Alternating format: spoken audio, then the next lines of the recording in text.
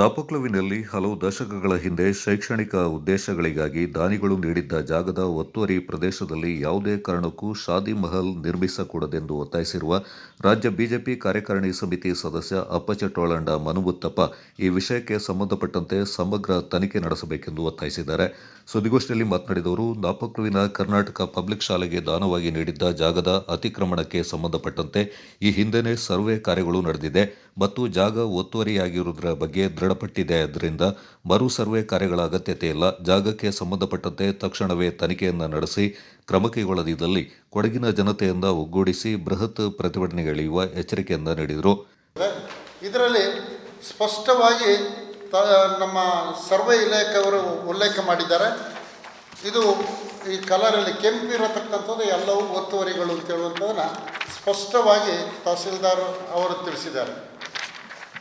ಅದಕ್ಕೆ ಇನ್ನೊಂದು ಆಶ್ಚರ್ಯ ಏನಕ್ಕೆ ಅಂತ ಹೇಳಿದ್ರೆ, ಇತ್ತೀಚೆಗೆ 2017ರಲ್ಲಿ ಇದು ಯಾರಿಗೂ ಗೊತ್ತಿಲ್ಲ, ಮ್ಯಾನೇಜ್ಮೆಂಟಿಗೆ ಗೊತ್ತಿಲ್ಲ, ಯಾರಿಗೂ ಗೊತ್ತಿಲ್ಲ, ಆಶ್ಚರ್ಯಕರ ರೀತಿಯಲ್ಲಿ ಈ ಒತ್ತುವರಿ ಜಾಗದ ಮಧ್ಯ ಒಂದು ಸರ್ವೆ ನಂಬರನ್ನು ಕೊಟ್ಟು 18/2 ಅಂತೇಳಿ ಸರ್ವೆ ನಂಬರನ್ನು ಕೊಟ್ಟು ಅಲ್ಲಿ ಈಗ ಕಬರಸ್ಥಾನ್ ಅಂತ ಹೇಳಿ ಅದನ್ನು ವಕ್ಫ್ ಬೋರ್ಡ್ಗೆ 2017ರಲ್ಲಿ ವರ್ಗಾವಣೆ ಮಾಡಿರ್ತಾರೆ.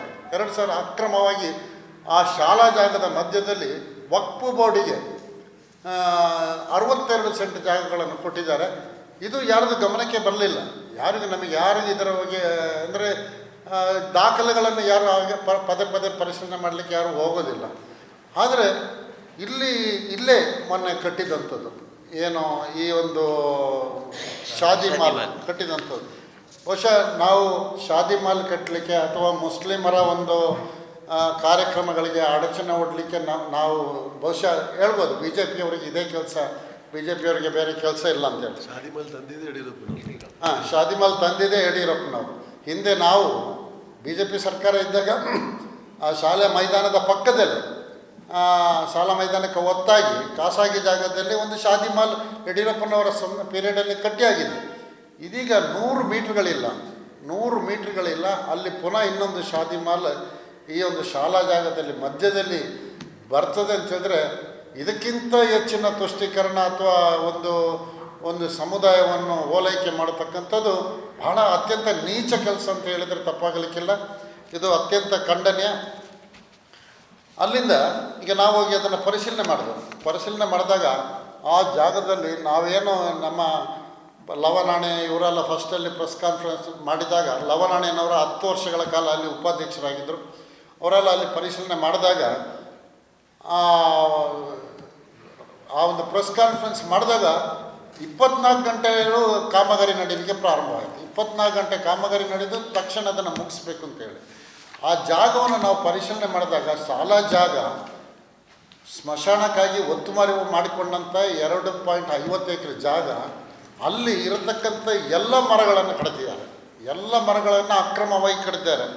ಬಂಧುಗಳೇ, ಇನ್ನೊಂದು ಆಶ್ಚರ್ಯಕರ ಸಂಗತಿ ಏನಂತ ಹೇಳಿದ್ರೆ, ಈ ಸ್ಕೆಚ್ಚಲ್ಲಿ ಕಬರಸ್ಥಾನ್ ಅಂತೇಳಿ 18.2 ಸರ್ವೆ ನಂಬರ್ ಅಂತ ತೋರಿಸಿದ್ದಾರೆ. ಸಂಬಂಧಪಟ್ಟ ಅಂದರೆ ಸ್ಕೂಲಿಗೆ ಸಂಬಂಧಪಟ್ಟ ಜಾಗವನ್ನು ಯಾರಿಗೂ ವರ್ಗಾವಣೆ ಮಾಡಬಾರ್ದು, ಪರಬೇರೆ ಮಾಡಬಾರ್ದು ಅಂತೇಳುವಂಥ ಒಂದು ಡಿಸಿಷನ್ನು ಮಾಡಿದರು. ಅದು ಇಲ್ಲಿ ಉಲ್ಲಂಘನೆಯಾಗಿದೆ. ಮತ್ತು ಭಾಳ ಇನ್ನೊಂದು ವಿಚಾರ ಏನಂದರೆ, ನಮ್ಮ ಸುಪ್ರೀಂ ಕೋರ್ಟ್ ಆದೇಶಿದೆ, ಕಾವೇರಿ ಹೊಳೆಯ ದಂಡಲ್ಲಿ 100 ಮೀಟ್ರು ಅಂದರೆ 100 ಮೀಟ್ರಿಂದ ಇಟ್ಲಿಕ್ಕೆ ಯಾವುದೇ ಒಂದು ಕಾಮಗಾರಿಯನ್ನು ಮಾಡಬಾರ್ದು, ಹೊಳೆಯ ಪರಿಸರಕ್ಕೆ ಧಕ್ಕೆ ಆಗ್ತದೆ ಅಂತ ಹೇಳುವಂಥ ಒಂದು ಕಾನೂನು ಇದೆ. ಅದು ಅಲ್ಲಿ ಸ್ಪಷ್ಟ ಉಲ್ಲಂಘನೆ ಆಗಿದೆ. ಪೊನ್ನಣ್ಣನವರು ಕಾನೂನು ತಜ್ಞರಾಗಿದ್ದರಿಂದ ಅವರಿಗೆ ಅದು ಗೊತ್ತಿರಬೇಕಿತ್ತು, ಅಲ್ಲಿ ಆ ಕಾಮಗಾರಿಯನ್ನು ಗುದ್ದಲಿ ಪೂಜೆ ಮಾಡಬಾರದು ಅಂತೇಳಿ. ಅದನ್ನು ಅವರು ಮಾಡಿದ್ದಾರೆ. ಹಾಗಾಗಿ ಇದರ ಬಗ್ಗೆ ಎಲ್ಲ ಸಮಗ್ರ ತನಿಖೆ ಆಗಬೇಕು ಮತ್ತು ಒಂಥರ ಗುಂಪು ಘರ್ಷಣೆಗೆ ಅದು ಕಾರಣ ಆಗ್ತದೆ. ಇನ್ನೊಂದು ಬಹಳ ಮುಖ್ಯವಾದ ವಿಷಯ ಏನಂದರೆ, ಇವರು ಈಗಾಗಲೇ ಪ್ರಸ್ತಾಪ ಮಾಡಿದರು ನೀರು ನಿಲ್ತದೆ ಅಂತೇಳುವಂಥದ್ದು. ನಮ್ಮ 18ನೇ ಇಸ್ವಿ 18ರಲ್ಲಿ ಸಾಧಾರಣ 2-3 ತಿಂಗಳ ಕಾಲ ನೀರು ನಿಂತಿತ್ತು. ಅದರ ಮತ್ತು ಸರ್ಕಾರದವರು ಈ ಹಿಂದೆ ಮುಂದೆ ಮಾಡಿದ್ದು ಕೊಟ್ಟಮೋಡಿ, ಪರಂಬು, ಪೈಸಾರಿ ಅಂತೇಳಿ ದಾಖಲೆಯನ್ನು ಮಾಡಿದ್ದಾರೆ ಅದನ್ನು TC ಅವರು. ಆದರೆ ಇಲ್ಲಿ ಸರ್ವೆಯಲ್ಲಿ ಬಹಳ ಸ್ಪಷ್ಟವಾಗಿ ಕೊಟ್ಟಿದ್ದಾರೆ. ಎಷ್ಟು ಅಂದರೆ ಸ್ಕೆಚ್ಚಲ್ಲಿ ಮುನುಗುತ್ತಪ್ಪನವ್ರು ಹೇಳಿದ್ದಾರೆ ಸರ್ವೆ ಅಗತ್ಯ ಇಲ್ಲ ಅಂತ. ಸರ್ವೆಯನ್ನು ಮಾಡಿದ್ದಾರೆ. ಸರ್ವೆಯನ್ನು ಮಾಡಿ ಅದರಲ್ಲಿ 6 ಜನರು ಒತ್ತುವರಿ ಮಾಡಿದನು ಅಂದಿನ ಸರ್ವೆಯವರು ನಮೂದನೆ ಮಾಡಿ ಸರ್ಕಾರಕ್ಕೆ ವರದಿಯನ್ನು ಕೊಟ್ಟಿದ್ದಾರೆ. ಎಲ್ಲರೂ ಒತ್ತುವರಿ ಮಾಡಿದ್ದನ್ನು ಕೊಟ್ಟಿದ್ದಾರೆ. 2 ಎಕರೆ 1 ಎಕರೆ 3 ಈಗ ಎಲ್ಲ ಸ್ಪಷ್ಟವಾಗಿ ನಮೂದನಿದೆ, ಎಲ್ಲ ದಾಖಲಾತಿಗಳು ಇದೆ. ಆದರೂ ಪುನಃ ಸರ್ವೆಗೆ ಬರೆಯುವುದು ಒಂಥರ ನಾಚಿಗೇಡಿನ ಸಂಗತಿ. ಅದರಿಂದ ಇದರ ಬಗ್ಗೆ ಅಧಿಕಾರಿಗಳ ಕೈವಾಡ ಇದೆ, ಮತ್ತು ಕಾಂಗ್ರೆಸ್ನವರ ಕೈವಾಡ ಇದೆ. ಇದರ ಬಗ್ಗೆ ಸಮಗ್ರ ತನಿಖೆ ಆಗಬೇಕು.